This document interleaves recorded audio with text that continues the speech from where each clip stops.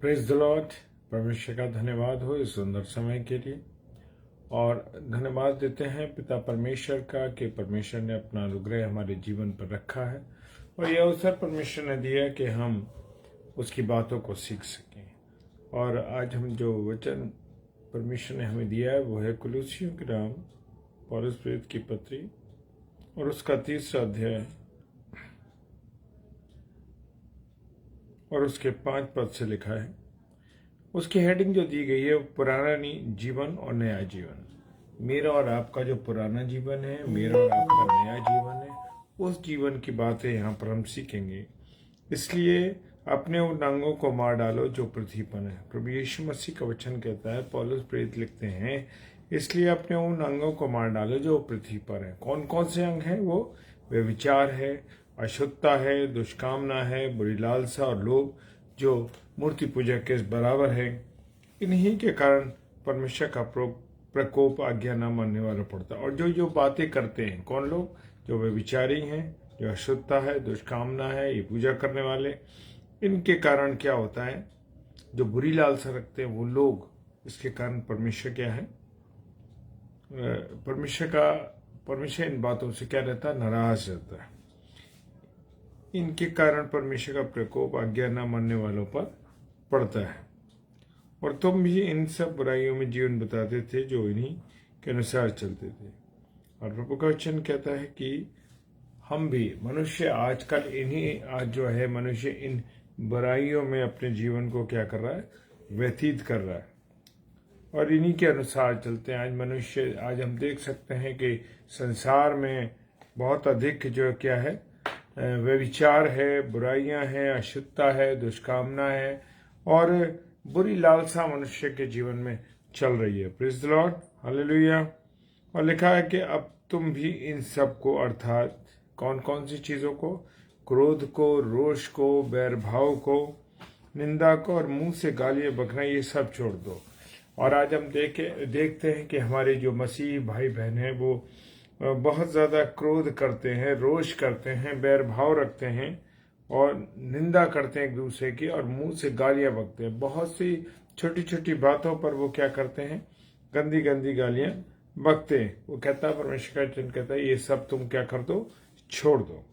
और एक दूसरे से झूठ मत बोलो। आज संसार में जब से हम देखते हैं कि हमारे हाथों में मोबाइल आया है और मोबाइल हमको झूठ बोलने के लिए प्रेरित करता है, और लोग कहीं भी अपने घर पे भी होते हैं, कह देते हैं कि हम बाजार में हैं या हम रास्ते में हैं। तो मेरे प्रियो, और एक दूसरे से लोग झूठ बोल रहे हैं। और वचन कहता है कि एक दूसरे से झूठ मत बोलो, क्योंकि तुमने पुराने मनुष्यत्व और उसके कामों समेत उतार डालो। जो बुरी बातें, जो जैसे कि लोभ है, व्यभिचार है, अशुद्धता है, दुष्कामना है और क्रोध करना, रोष रखना, बैरभाव रखना, निंदा, मुंह से गालियां बकना, परमेश्वर का वचन कहता है कि इन सबको क्या करो? तो छोड़ दो। और अपने पुराने मनुष्यत्व को, यानी कि जो बातें तुम ये करते थे उन बातों को तुम क्या करो? छोड़ दो। और इस पुराने मनुष्यत्व को उतार डालो और नए मनुष्यत्व को पहन लो, यानी कि प्रभु यीशु मसीह को पहन लो और नए मनुष्यत्व को पहन लो, जो अपने सृजनहार के स्वरूप के अनुसार ज्ञान प्राप्त करने के लिए नया बनता जाता है। और मैं और आप किसके अनुसार चलें? प्रभु यीशु मसीह के अनुसार चलें। प्रभु यीशु मसीह को जब हम पहन लेंगे तो हम इन बुराइयों से, इन गंदी बातों से, इन गंदी चीजों से हम क्या हो जाएंगे? दूर हो जाएंगे। उसमें ना तो यूनानी रहा और ना उसमें यूनानी रहा, ना यहूदी, ना खतनारेत, ना खतनसेद, ना जंगली, ना स्कूती, ना दास, ना स्वतंत्र, केवल मसीह सब कुछ और सब में है। हमने यहाँ के डिनोमिनेशंस को बांट दिया है। हमने डिनोमिनेशन को बांट दिया है। कोई कहता है मैं CNI हूँ, कोई कहता है मैं मेथोडिस्ट हूँ, कोई कहता है कि मैं रोमन कैथलिक हूँ, कोई ये नहीं कहता कि मैं मसीह हूँ।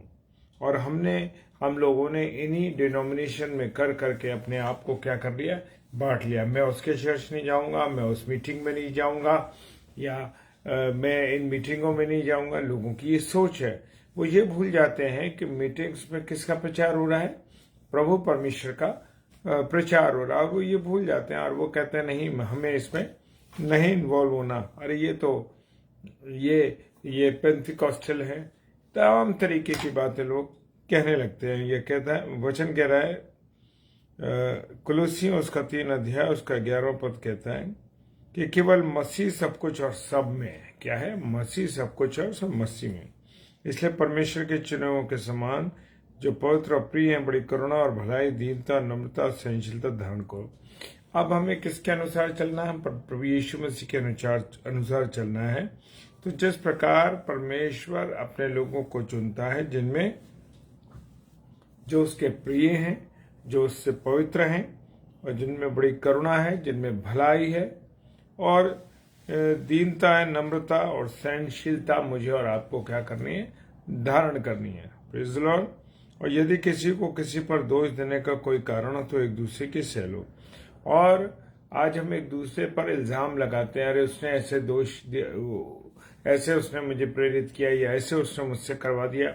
हम देखते हैं कि उत्पत्ति की किताब में देखते हैं कि आदम ने हवा पर क्या कहा? दोष लगाया कि जो स्त्री परमेश्वर आपने मुझे दी है, उसने मुझे फल खिला दिया। और लेकिन जो परमेश्वर ने आज्ञा आदम को दी थी, उस आज्ञा को उसने नहीं माना और एकदम जो है किस पर इल्जाम दे दिया? जो स्त्री हवा थी उसकी, उस पर इल्जाम ना दी। लिखा है, और यदि किसी को किसी पर दोष देने का कोई कारण हो तो एक दूसरे की क्या करे? सहले। आज हम एक दूसरे की सहने के लिए तैयार नहीं है मेरे प्रियो। और एक दूसरे के अपराध, जब हम एक दूसरे की सह नहीं पाते तो एक दूसरे के अपराध भी हम क्षमा नहीं करते। प्रभु जैसे प्रभु ने तुम्हारे अपराध क्षमा किए, वैसे तुम भी करो। 10 बार हम जो है परमेश्वर ने जो हमें वो दी है, प्रभु की जो प्रार्थना दी है, उसमें हम कई बार हम कहते हैं, हम जैसे हमने अपने अपराधी क्षमा किए वैसे तू भी हमारे अपराधों को क्षमा कर। कहते तो जरूर है पर हम करते नहीं मेरे प्रियो, इसलिए हमारी दुआ कबूल नहीं होती है। इन सब के ऊपर प्रेम की जो सिकता है का कटिबंध बांध लो। हम देखते हैं कि हम अपने पेट पर क्या बांधते हैं? बेल्ट बांधते हैं, ताकि हमारे कपड़े लूज ना हो। इसी प्रकार से प्रभु का वचन कहता है कि हम प्रेम का क्या बांधे? कटिबंध बांधे। हम अपने आप को प्रेम से कस लें। और वो कहता है, मसीह की शांति जिसके लिए तुम एक देह होकर बुलाए गए हो, तुम्हारे हृदय में राज्य करे। मेरे और आपके हृदय में कौन राज्य करे? प्रभु यीशु मसीह की शांति। और यीशु मसीह कौन है? शांति का राजकुमार है। तो मेरे और आपके जीवन में जब प्रभु यीशु मसीह होगा तो मेरे और आपके जीवन में क्या होगी? शांति होगी। और किसका राज्य होगा? प्रभु यीशु मसीह का राज्य मेरे और आपके जीवन में होगा। और तुम धन्यवादी बने रहो। हम छोटी छोटी बातों के लिए परमेश्वर को दोषी बनाते हैं कि परमेश्वर मेरे लिए ये नहीं हुआ, परमेश्वर मेरे पास ये नहीं है, परमेश्वर मैं ये नहीं कर पाया या कर पाई। वो कहता है परमेश्वर के तुम धन्यवादी बने रहो। कितनी बार हम अपने आप को चेक करेंगे, कितनी बार हम प्रभु को याद करते हैं, कितनी बार हम उसको धन्यवाद देते हैं। क्या हम प्रभु को धन्यवाद देते हैं?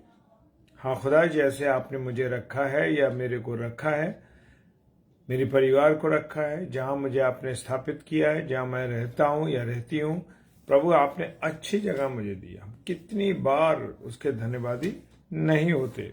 Praise the Lord. लिखा है 16 पद कहता है, मसीह के वचन को अपने हृदय में अधिकाई से बसने दो। मेरे और आपके हृदय में किसको वचन बसना है? परमेश्वर के वचन को बसना है। परमेश्वर का वचन, हम जब बातें करें, जब हम किसी से कोई अपने बातों को कहें तो परमेश्वर के द्वारा की बातों को उसमें जोड़ते जाए। हालेलुया। क्या हम परमेश्वर की बातों को लोगों को बताते हैं? क्या हम परमेश्वर के वचनों के द्वारा लोगों को सांत्वना देते हैं? क्या हम परमेश्वर के वचन के द्वारा एक दूसरे को तसल्ली देते हैं? मसीह के वचन को अपने हृदय में अधिकाई से बसने दो और सिद्ध ज्ञान सहित एक दूसरे को सिखाओ और चिताओ। हाँ मेरे प्रियो, मुझे और आपको क्या करना है? एक दूसरे को सिखाना है, बताना है। प्रेज द लॉर्ड, हालेलुया, जय मसीह की। हमें एक दूसरे को सिखाना है, चेताना है। हम डरते हैं कि अरे वो भाई या वो बहन इसे अगर मैं कोई बात बताऊंगा तो या बताऊंगी तो वो गुस्सा हो जाएगा, मुझसे नाराज हो जाएगा या हो जाएगी।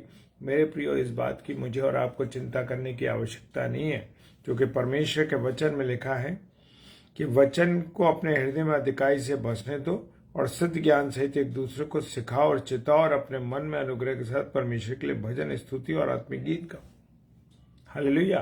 क्या कह रहा है प्रभु का वचन? प्रभु का वचन कह रहा है कि अधिकाई से एक दूसरे के अपने हृदय में वचन को बसने दो। जब वचन मेरे और आपके हृदय में बसेगा तो सिद्ध ज्ञान की, जो प्रभु के ज्ञान की बातें हैं, प्रभु के वचन की जो बातें हैं मेरे प्रियो, उनको मुझे और आपको एक दूसरे को सिखाना। और कोई हमारा या भाई या बहन अपने रास्ते से भटका हुआ है तो मुझे और आपको उसको चेताना है, उसको चेतावनी देनी है कि नहीं भाई, नहीं बहन, ये आपको नहीं करना है। लेकिन आज हम अपने रिश्तों को बनाने के लिए, आज हम अपने आप को अच्छा साबित करने के लिए हम लोगों को नहीं चेताते, नहीं समझाते। लेकिन मेरे प्रियो, एक बात ध्यान रखना है, अगर किसी को नहीं चिताते या आप प्रभु के वचन के द्वारा नहीं समझाते तो खुदा इस बात का हिसाब आपसे और मेरे से लेगा। इसलिए मुझे और आपको कहीं भी प्रभु के वचन को बताने में या सच्ची बात बताने को डरना नहीं है। मेरी अक्सर किसी से मुलाकात होती है और मैं देखता हूं कि वो गुटखा या मसाला खा रहे हैं तो मैं जरूर उन्हें टोकता हूं। क्यों?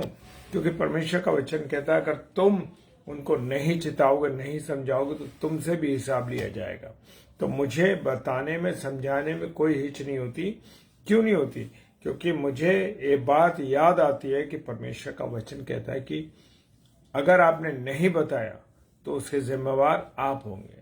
तो मुझे और आपको तो बताना, अगर आप दोषी नहीं ठहरना चाहते या परमेश्वर के सम्मुख जब आप खड़े होंगे और आपको वचन की कोई बात पता हो और आप न बताए, लोगों को न समझाए, तो आप उसके जिम्मेदार माने जाएंगे। अभी हम देखते हैं कि हमने 27, 28 और 29 नवंबर को प्रभु के दास के द्वारा प्रभु के वचन की बड़ी जबरदस्त सेवकाई हुई आगरा शहर के अंदर।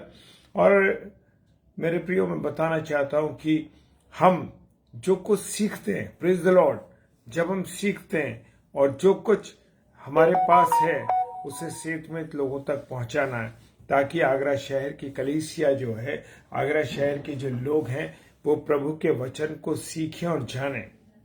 हमारा मकसद ये है कि हम प्रभु के सेवकों को आगरा शहर में प्रभु की अगुवाई में होते को उनको आमंत्रित करें और प्रभु के वचन को बताएं, वो प्रभु के वचन की सेवकाई हो। तो मेरे प्रियो, हमारा फर्ज बनता है कि हम अधिकाई से उसके वचन का सुसमाचार फैलाएं, उसके वचन को लोगों को बताएं, क्योंकि मैं और आप उसका हिसाब मुझसे और आपसे लिया जाएगा अगर मैं और आप इन बातों को, परमेश्वर के वचन को लोगों को नहीं बताते। हालेलुया। और परमेश्वर के अपने मन में अनुग्रह के साथ परमेश्वर के लिए भजन, स्तुति गान और आत्मिक गीत गाना है। क्या करना है हमको? भजन गाने, स्तुति गान, भजन गाने और स्तुति गान करना है। क्यों? पौलुस क्या कर रहे थे? पौलुस और सिलास कहाँ थे? जेल में बंद थे। और क्या हो रहा था? वो काठ में ठुके हुए थे और परमेश्वर की क्या कर रहे थे? महिमा कर रहे थे, भजन गा रहे थे, स्तुति गीत गा रहे थे और आत्मिक गीत गा रहे थे। हालेलुया। और वहां जो लोग थे, जो और कैदी थे, वो भी ये देख रहे थे। क्या देख रहे थे? कि वो ये देख रहे थे कि कैसे वो सुसमाचार, वो कैसे इतने कष्ट में होते हुए भी वो काठ में ठुके हुए थे, उनके हाथ काठ में ऐसे ठुके हुए थे और वो बंधे लकड़ी का वजन उनके शरीर पर था और वो क्या हुआ था? वो जुड़े हुए थे, लेकिन फिर भी परमेश्वर के साथ लौलीन थे, परमेश्वर का स्तुति गान कर रहे थे, उसकी महिमा कर रहे थे। लिखा 17वें पद में, अंतिम पद में, वचन में या काम में जो कुछ भी करो सब प्रभु यीशु मसीह के नाम से करो, इसके साथ परमेश्वर पिता का धन्यवाद। तो मुझे और आपको जो भी काम करना है वो वचन के अनुसार करना है और प्रभु यीशु मसीह के नाम से करना। हम बहुत सी चीजों को हम स्टार्ट करते हैं, नहीं लेते खुदा का नाम, नहीं लेते प्रभु यीशु मसीह का नाम, बस शुरू कर देते हैं। मेरे प्रियो, मेरे अजीजों, जान लीजिए कि जब तक मैं और आप प्रभु के नाम से कोई काम नहीं करेंगे तो हमारी सफलता भी नहीं, तो हम आगे भी नहीं बढ़ते। प्रभु यीशु मसीह के नाम से करो, उसके द्वारा परमेश्वर का पिता का धन्यवाद। और जब हमें उसकी सफलता मिलती जाए, क्योंकि सफलता मिलेगी 100%, क्यों? क्योंकि हम प्रभु से, परमेश्वर से, कि प्रभु यीशु मसीह के नाम से काम करेंगे तो जरूर हमें सफलता मिलेगी और हम आगे बढ़ते जाएंगे। Hallelujah, praise the Lord. प्रभु आप सबको आशीष दे, बरकत दे और अपने अनुग्रह में रखे। आइए प्रार्थना करें। सर्वशक्तिमान पिता परमेश्वर को धन्यवाद देते हैं आपकी उपस्थिति के लिए, आपकी दया के लिए, करुणा के लिए, कि आपने संभाला, अपने अनुग्रह में रखा और यह अवसर दिया आपने कि हम आपका गुणानुवाद कर सकें। फिर भी पिता, अगर जाने और अनजाने में कोई बात ऐसी हुई जो आपके विरुद्ध की प्रभु, उसके लिए क्षमा चाहते हैं। प्रभु जितने मेरे प्यारे भाई बहन इसमें ऑनलाइन है या ऑफलाइन इसको देखते हैं, प्रभु सबको आशीष और बरकत दिए। यीशु मसीह के नाम से बड़ा विश्वास के साथ इस प्रार्थना को मांग लेते हैं। आमीन, आमीन और आमीन। Praise the Lord, hallelujah. जय मसीह की। प्रभु आप सबको बहुत आशीष और बरकत दे। जय मसीह की।